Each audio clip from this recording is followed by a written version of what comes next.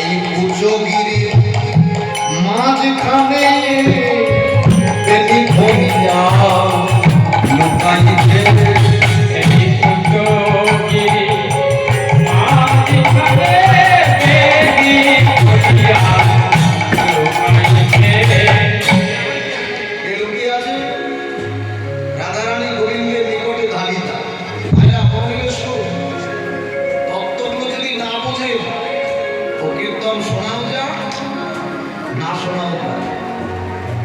রাধারানী দাবিটা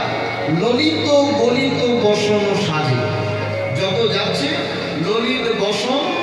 গলিত মানে পড়ে যাচ্ছে বসন মনে মনে ভাবে সারা জন্ম রাধারানীর অঙ্গে ছিলাম এবারে কৃষ্ণ চরণ পাওয়ার জন্য বসন নিজের অঙ্গ থেকে খসে রাধারানীর পদতলে লুটালুটি খায় আর এমন সময় মণিযুত বেণী বেণী বোঝেন তো মায়েরা এই যে সুন্দর করে কেশকে বেণী করে না মণিযুত বেণী ফণি বিরাজে ফণি মানে ব্যাং ব্যাং না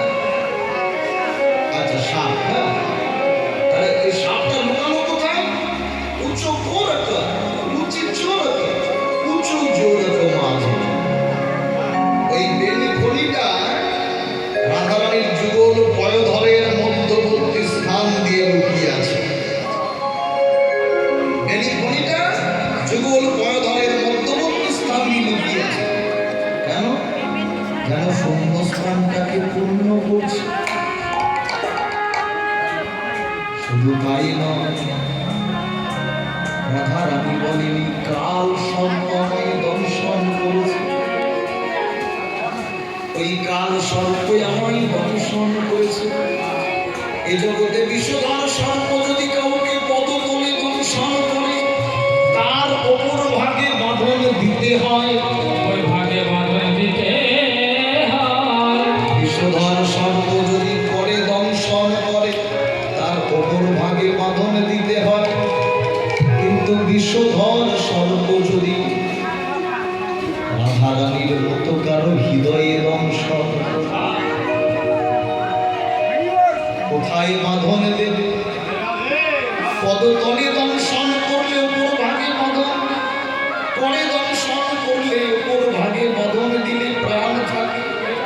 কিন্তু হৃদয়ে দংশন করলে বাঁধন দেবে কোথায় বললো বাঁধন দিতে হবে গলদেশে এখনো বাঁধন দিলেও মরণ না দিলেও মরণ